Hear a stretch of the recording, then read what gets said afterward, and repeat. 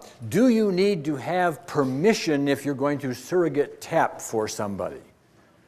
Well, I will leave that to you, but I'll give you my view, okay? It's always nice to have permission because it's a nice, polite thing to do. I personally don't bother with it, but I'm going to tell you why I don't bother with it. You can yourself decide whether or not you want to ask permission or need to ask permission.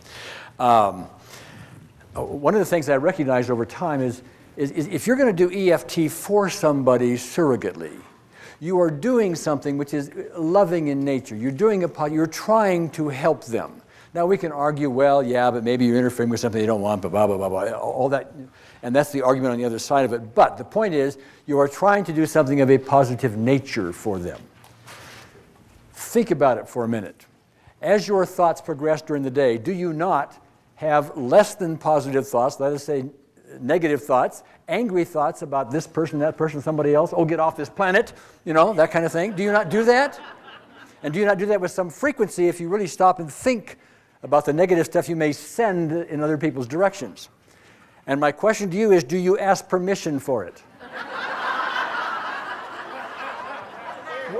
Well, you laugh, but it's an interesting concept. Why is it you don't need permission to send them the nastiest thing on the planet, and yet to try to do something of a gentle, healing, loving nature, you somehow have to ask permission? Okay? Now, the other thing about that is this was years ago. People were on an email list at the time was a lot smaller than it is now. A few thousand people was all. But this question came up. So what I said was, okay, here's all these professionals out there. Would you please send to me a list of all the surrogate tapping you've done that has ended up in negative results? Okay, send me that list because I want to see them. I want to know it. I want to call the people myself.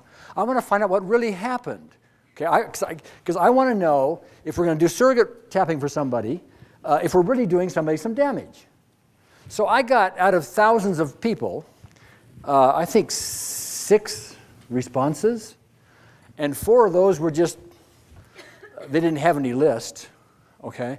They just had a comment or two about the whole asking permission thing, okay? But there was no list.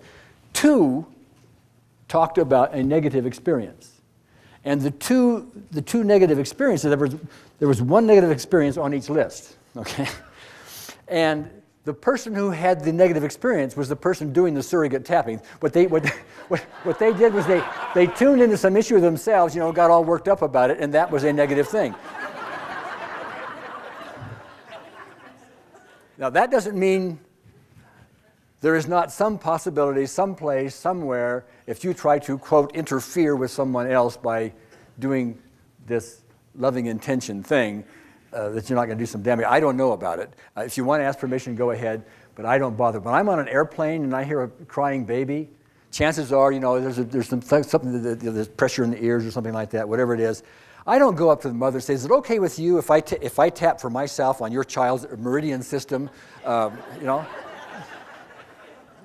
just sit there and mentally do it, and most of the time, they calm down. Okay?